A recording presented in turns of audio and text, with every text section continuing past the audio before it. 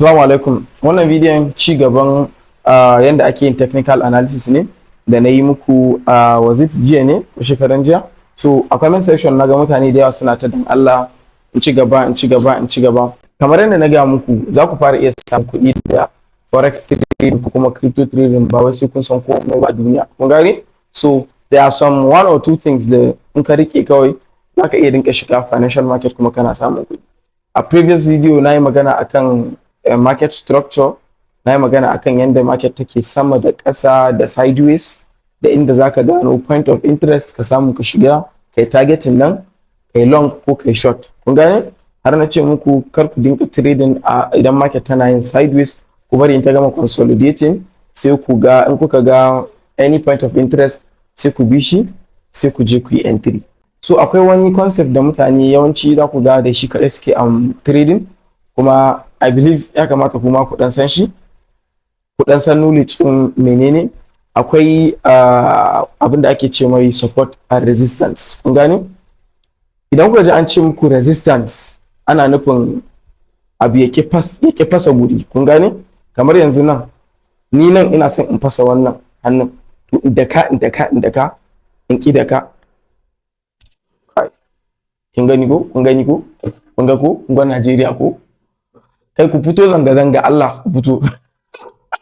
Yanzu muna bidiyo kawai sun riga sun je sun ɗauki wuta, yanzu da ban da sola da shi kenan abubuwan shi kenan kawai ba za mu ci gaba da bidiyo ba. So ku jira ni minti ɗaya ba ma zan katse ba, amma mai gara ku na sola na. Kai Najeriya, kai. Allah ya sauke. So yanzu in zan ba kowa shawara, kowa ya iya yi wa kansa komai, kai ya dogara da Najeriya. Wutan nefa ka saka sola ko janareta ko kuma wani abin da zaka tsira, amma in ka ce zaka biya wa mutanen nan gaskiya sai a hankali. So kamar yadda nake faɗa, resistance idan kuka ji an ce mutum ya yi resisting, mutum ya ƙi ya fasa abu kenan. Kun gani?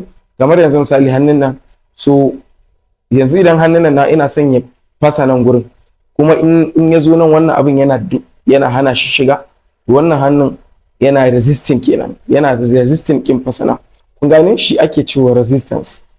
To asa kuma idan aka ce akwai kuma support kuma shine yana supporting din shi. Idan misali hannun nawa ya bugi nan ya ki tafiya, ya ki fasawa, kun ga ko zai dawo ƙasa, shi kuma ƙasan nan zai taimake shi ya tallafa mai ya ƙara tunkuɗa shi ya je wannan saman har haka sai sun samu nasara sun fasa nan, ko kuma hannun ya samu nasara ya fasa can supporting din shi da yake. Kun gane? Wannan shine support and resistance. So mutane suna yin trading din wannan support and resistance din. So bari an shiga computer na in nuna muku me support and resistance din nan yake nufi gaba daya. Kamar yanzu misali nan wajen saman nan shine resistance.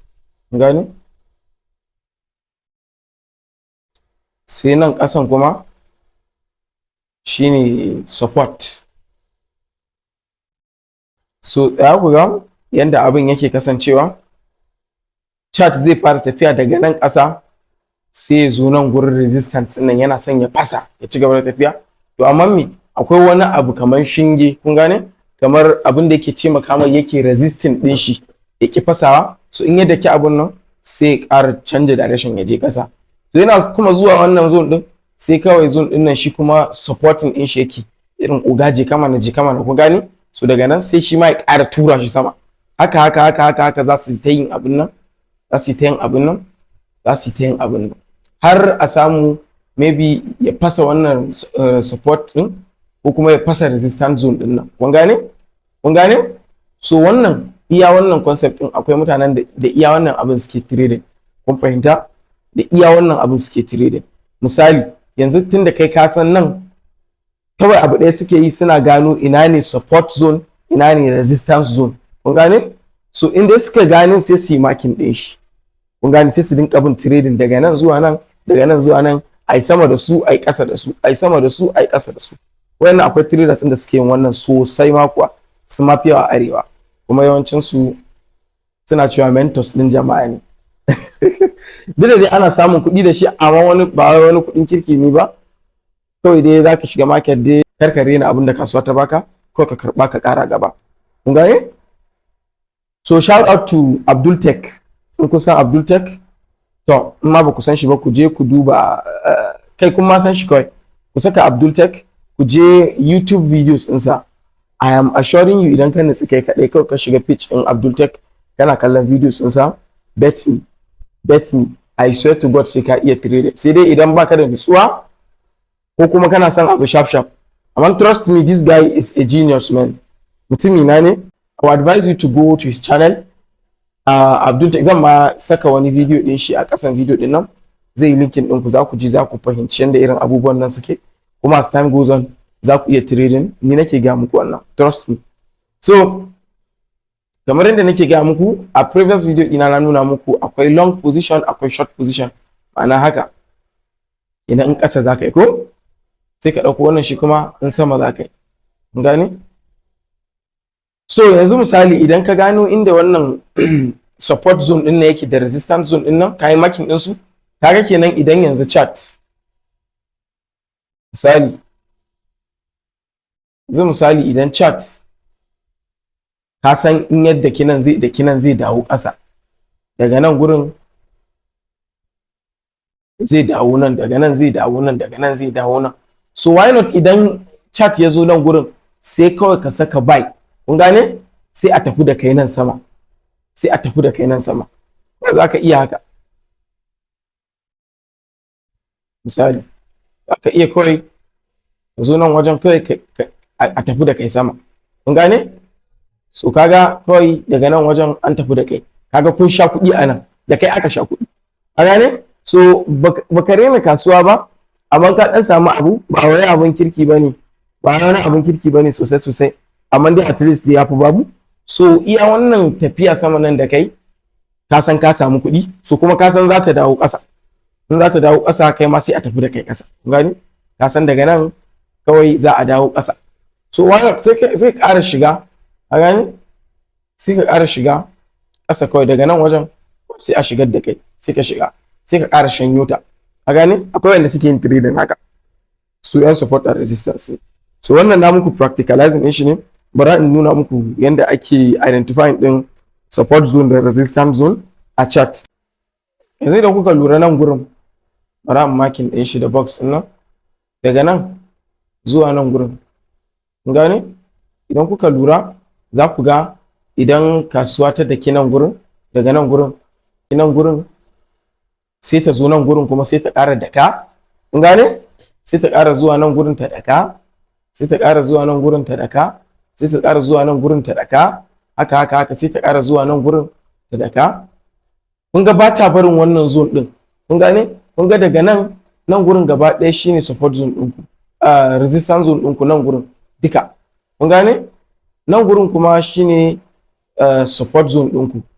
Amma nan kasuwa tana consolidation kenan. Kun gane? Za ku iya bin, in kasuwa tana consolidation, za ku iya bin kasuwa in tana uptrend ku yi makin din support zone da resistance zone. Za ku iya makin din in kasuwa tana downtrend ku bi shi ma. Yanzu bari nuna muku na support zone da resistance zone na in kasuwa tana sama. Kun gane? Kamar daga nan kenan. Kun ga nayi makin dogon layi haka da nan. Nayi makin na saman nan shine resistance zone dina. Kun gani? Ta daka, ta yi ƙasa ta daka, ta yi ƙara ƙasa ta daka. Kun gane? Ta yi nan ta daka. Kun gani? Ta yi nan ta daka. Kun gane? Har ta zo ta yi breaking din shi gaba ɗaya wannan, ta zo ta yi breaking din wannan trend din. Kun gane? So za ka iya kawai ka zo ka sha daga nan zuwa nan, falillahi alhamdu. Ka gane? Ko kuma ka zo daga nan gurin zuwa nan gurin ka zo ka sha, falillahi alhamdu. Kun gane? So za ka iya misali shiga trade daga nan, ka zo downtrend an sha da kai. Ka gane? Daga nan gurin kuma tafi da kai sama, tafi da kai ƙasa, tafi da kai, it depends, it really depends. Kun gane? So wasu suna yin iya wannan. Kun gane? So a next video kuma zan nuna muku wasu dabaru da wasu ma kalilan din mutane suke amfani da shi, suke abubuwan da dabara ne kawai. Kun gane? Idan ka ce komai zaka je ka iya, to you are on your own. Sai maybe nan da shekara 5 zaka zama profitable trader. Kun gane? Amma dai mind you, I just want you guys to know that Forex trading is not for the weak. One. Sannan kuma idan ka ce wai a wata ɗaya za ka koyi forex trading, to be very honest, I don't know. Wannan kawai ina nuna muku ne, ban ce ku trading ba, kawai ina nuna muku ku gane, ku fahimci yadda irin ake trading, mun gane. So anan a 4-hour time frame ne, mind you, idan za ka entry, in za ka shiga, kawai nan ina ba da example ne, in za ka entry za ka je 5 minutes ne. Yanzu misali, kun gane?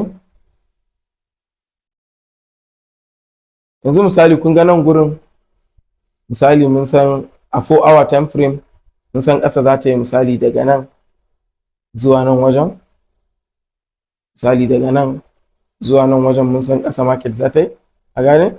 Su kawai za mu iya zuwa in entity za mu sai mu je 15 minutes time frame ko 5 minutes time frame, sai mu je mu identifying ɗin gurin nan, sai mu entry a daidai wajen. Wannan zai ba mu dama mu sha tips da yawa da sauran abubuwa. Kuma as a scalper trader, sai da ni scalping nake yi, sharp nake shiga market, gaba ɗaya ba na yin awa 5 ma a market nake shiga entry na gama ɗiba abin da na ɗiba samu na fita, kun gane. Kuma I just hope that I'm not confusing you, saboda forex trading, to be honest. So anyways, see you guys in my next video.